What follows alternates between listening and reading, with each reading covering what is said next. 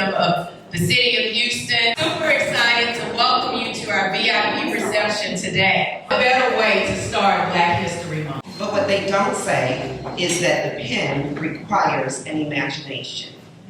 And this I give to you, one of the greatest imaginations on this side of heaven. Thank God for those with imaginations, and thank God for my dear friend, Rashonda Tate. May this book open all sorts of doors and all fabulous chapters, because the best is yet to come.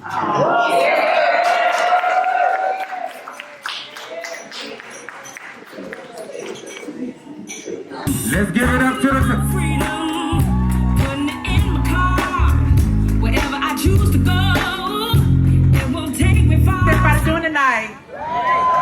Yes. I am so excited to be here. I'm looking at all these beautiful, lovely Black faces, Black excellence. Silenced, their narratives have been silenced, lost, overlooked, and we amplify those stories with the authors and the books that they write about them. Do you think your childhood interests influenced you writing this book?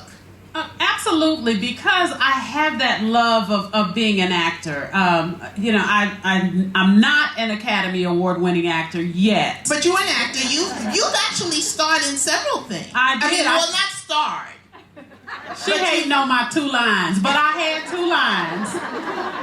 The rest are coming. I'm claiming it. But yes, I've always loved it. But my mom, like a lot of mothers, old school mothers, she was inside the box. She was like, "You are not going to LA, girl. Go sit down somewhere." So she's the reason I'm not a world famous actor. I was ready to retire from writing because I had gotten tired of doing the same old. And I really was inspired by The Personal Librarian, like so many. And I was like, who else is out there that we didn't know about? Because you brought this woman to attention that no one knew about. But I had this affinity for Hattie. And I started doing some research on her, and I was dumbfounded by all we didn't know. Yeah. So tell us a little bit about the Queen of Sugar Hill. Yeah, so it is about the story of Hattie McDaniel. My son is in the back, not Hattie LaBelle. He keeps calling her Hattie LaBelle. That tells you this book is needed. Hattie McDaniel was starred in Gone with the Wind as Mammy, and she was the first Black person to win an Academy Award. And her story is phenomenal because I knew about the Academy Award. There are so many other things I did not know about. I did not know she's the reason that I can live wherever I want to live, because she was behind getting restrictive covenants abolished. How did we not learn that? How did we not know that? And so it's so many things like that I was discovering, researching about Hattie McDaniel. And half of the stuff online is wrong. I have never just been made more aware of that except during this process. For example, online, you go to Wikipedia, anywhere you Google, it's going to tell you about Hattie McDaniel's husband, George Langford, who was killed at a gambling, after a night of gambling. So as I went beyond the research online, and I couldn't find this husband anywhere. Long story short, she never had a husband named George Langford. But it is everywhere online. And that is because somebody wrote it, and it wasn't true, and then somebody else just rewrote it, and they kept rewriting it, and no one ever went to go do their homework. Number of Black people that hated her. People who would come up to her wearing maids' uniforms, servant uniforms, and would walk up to Hattie and say, "I don't like you playing a maid." And I wanted to talk back to those people and say, well, I don't like you being a maid. I didn't understand that. Yeah. And so that shocked me. You had it a couple of places. You had it at the beginning of the book when they went to that, where they wouldn't let her in after the Academy Award. But when it was, I think, a party at Clark's house, when he got, that scene shocked me. Talk a little bit about the ordinary people that hated her. So I'll go back to how I was introduced to Gone with the Wind. My grandmother loved Gone with the Wind. I did not. I despised it. I thought that Hattie McDaniel was just too extra. I didn't like the way she acted. And I remember my grandmother saying, "What is it that you don't like about her?" And I said, "She's this maid." And my grandmother said, she's playing a maid, I am a maid. And I give you a pretty good life by being a maid. And she asked me, what did I expect her to play? Do you think she should play Clark Gable's love interest? What do you want her to do in 1939? And that was when I kind of started shifting my thinking and wondering, why do we have such disdain for maids and servants and the people who made us, the women who made us who we are today? A newspaper article said her latest role meant $20,000 for Hattie McDaniel and a setback for mankind. I guess they wanted her to put on the uniforms they had and just go to work for $7 a day. Yeah, her quote was, "I'd rather play a maid for $700 than be a maid for $7." I know that's right? So I love when Hattie McDaniel finally accosts Walter White, when she goes to him and she says, she speaks up, because she generally was, Hattie McDaniel was a quiet change agent. And she was a lot like Rashonda Tate Billings. Yep. She really was. And she was not Victoria Christopher Murray. And she says that because I'm a product of the South, and I'm realistic. The title of Queen of Sugar Hill came from the fact that she moved into the West Adams district in Los Angeles, which is also known as Sugar Hill. And she bought a mansion in there. She bought it at $10,000 above asking cost. And she was very excited to move into her mansion. And her white neighbors were like, no, ma'am, you got to go.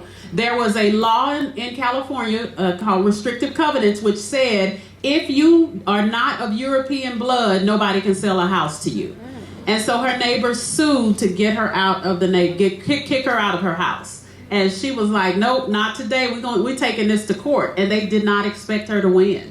And what it was, not only was it European blood, it was pure European blood. And Hattie said, so how we gonna prove that? Because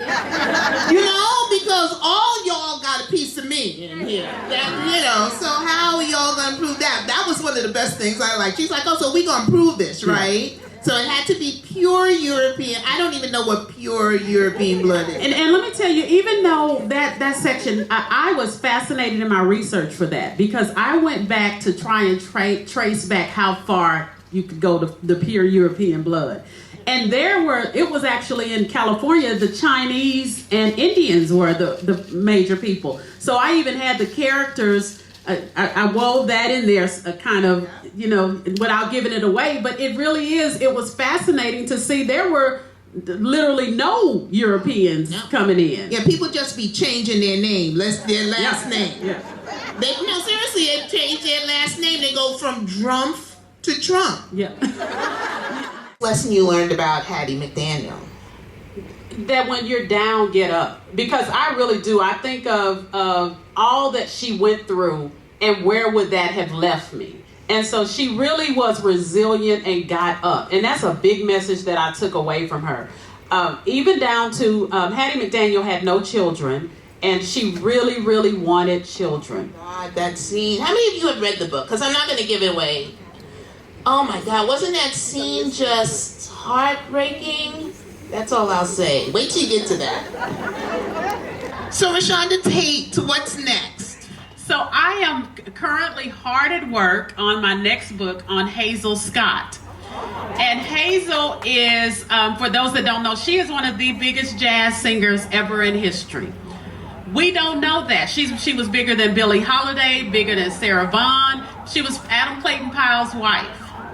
But she has all but been erased from history because she spoke up for black people and they deemed her a communist and all but erased her from history. So I have been immersed in her world, and that's the story that I'm doing next. And you don't have a title yet.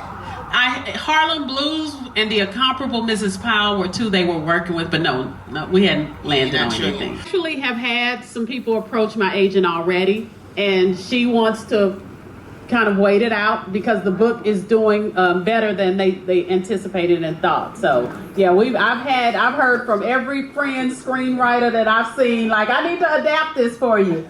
And so we'll see. Yes, I'm praying that it will be a series. Yes. Who would play Hattie? I will, and then we'll get somebody to. I can't sing, so they might not let me do it. She can't act, so they might not let her do it. She's hating because for those of you that don't know, before the next question, in Let the Church Say Amen, I had a role. It was directed by Regina King. Tell the whole part. Tell the whole part. Tell the whole thing. So I delivered my line, and as soon as I finished, Regina said, "Cut!" And she came over and kneeled down to me, and I said, "That wasn't Angela Bassett?" She said, "Girl, that wasn't Angela's cousin." Clark Gable and Hattie McDaniel were great friends. I love their relationship. There was a thing we wrestled with because there was this rumor about Clark Gable being black, that he was colored. And so we went back and forth with that. That is something, I couldn't prove that. That was a foundation. And if I didn't have some DNA records, I wasn't going to touch that. Because Clark Gable has some rabid fan bases. And the last thing I want is to be on Fox News talking about she called Clark Gable black. Well, then that might help sales, but still. Have the two of you considered joining forces to write something? Yeah. So we've written about 13,487 books together. Are you talking about to write something together in historical fiction or I've been dumped. She writes with Marie Benedict.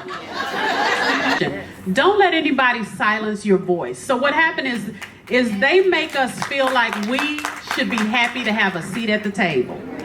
And so there was so many times where she would go, demand this, and I'm like, I'm just happy to be here. And it finally had to get to my point where I said, I deserve to be here. I've earned this spot to be here. And so it really is, I just want us to shift our thinking that we deserve a seat at the table. What did you learn about yourself? So with Hattie, I learned to embrace the quiet change. So Hattie had the mindset, I have a seat at the table and I can make a change that way. And a lot of people didn't appreciate that. And I found myself being ashamed of some of that. In writing this book, I embraced that reserved part of me while also, opening up to that, the part that I got from the Harriet Tubman. I may have been able to find a balance. So I really have embraced that. The thunder in your left eye. And the lightning in your right. I love you to life, baby.